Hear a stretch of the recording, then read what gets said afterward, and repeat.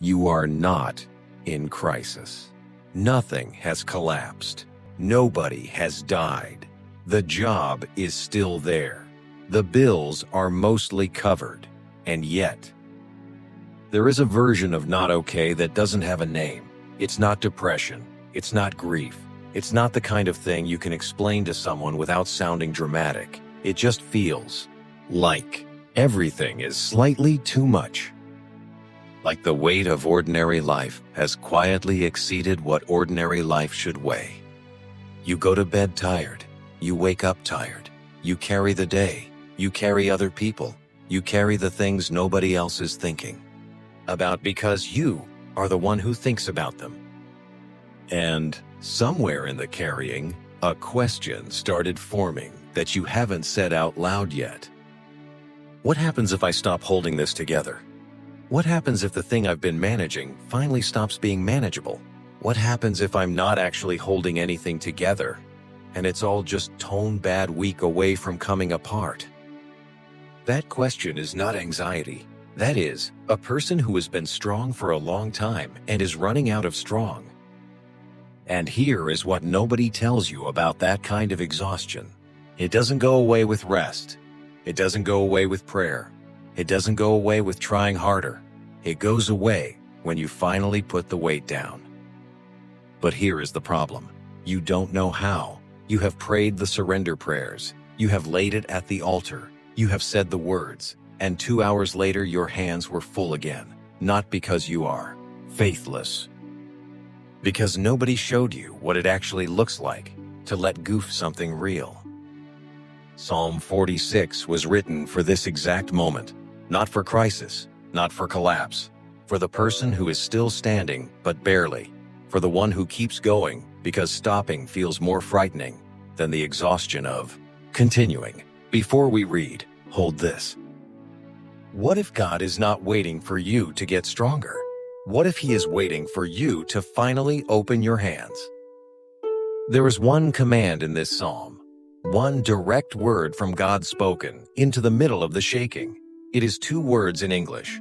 I want you to hear everything that comes before it first, because those 2 words only land properly when you understand what God is describing. When He says them, listen slowly. Psalm 46. God is our refuge and strength, a very present help in trouble. Therefore will not we fear, though the earth be removed, and though the mountains be carried into the midst of the sea, though the waters thereof roar and be troubled, though the mountains shake with the swelling thereof. Selah. There is a river, the streams whereof shall make glad the city of God, the holy place of the tabernacles of the Most High. God is in the midst of her. She shall not be moved.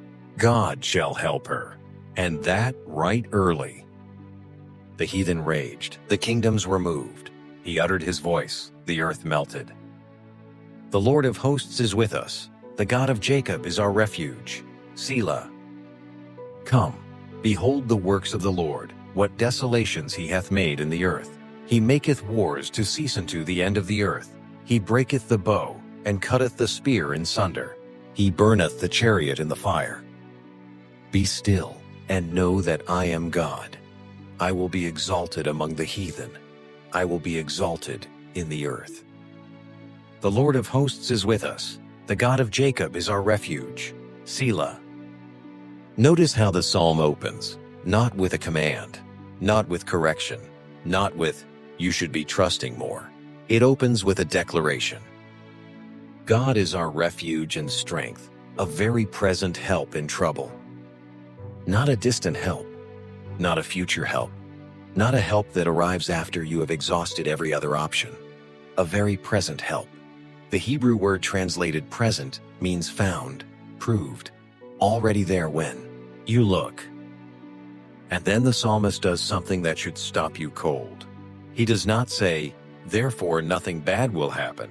He says, therefore will not we fear, though the earth be removed, though the mountains fall into the sea, though the waters roar. He names the worst version, the most destabilizing scenario he can imagine. And then he says, not even that. Not even the ground giving way will move us into fear. Because the stability was never in the ground. It was always in God, and God has not moved. Then, God speaks. One command, directly, into the middle of everything that is shaking. Be still. In Hebrew, the word is Rapha. It does not mean it quietly and feel peaceful. It means let go. Release your grip. Drop what you have been white-knuckling. Stop straining to hold what was never yours to hold. Rapha, the same word used for hands going limp, for a warrior finally lowering his weapon, for someone who has been fighting and is told, "You can stop now, I have this." And know that I am God, not try harder to believe, not muster more faith. No, return to what is already true. I was God before your trouble started. I am God inside your trouble now. I will be God when this season is behind you. Be still and know that I am God is like finally putting down a bag you have been carrying so long you forgot it was in your hands. You didn't drop it because the journey got easier. You put it down because someone stronger said, "I have this." And the moment your fingers opened, you realized how heavy it had been all along. That is the whole psalm. God is not asking you to feel peaceful before you let go. He is not asking you to understand how He will handle it. He is not asking you to stop being afraid first. He is simply saying, someone stronger is here. You can open your hands now. And so the question you walked in with, what happens if I stop holding this together? Here is what Psalm 46 says back. Nothing falls that God is not already underneath.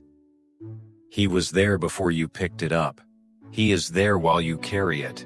He will be there the moment you let go. The Lord of hosts is with us.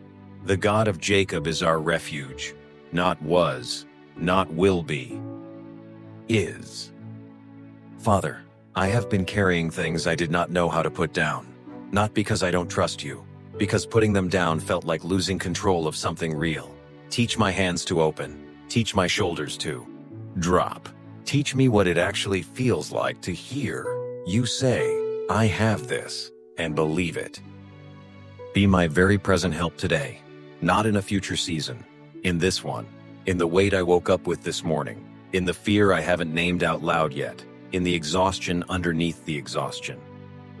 I am trying to open my hands, Lord. I am trying. Amen. You were never meant to hold this much. The weight you are carrying today already has someone underneath it. Open your hands. A new chapter arrives soon, and it meets you right where you are.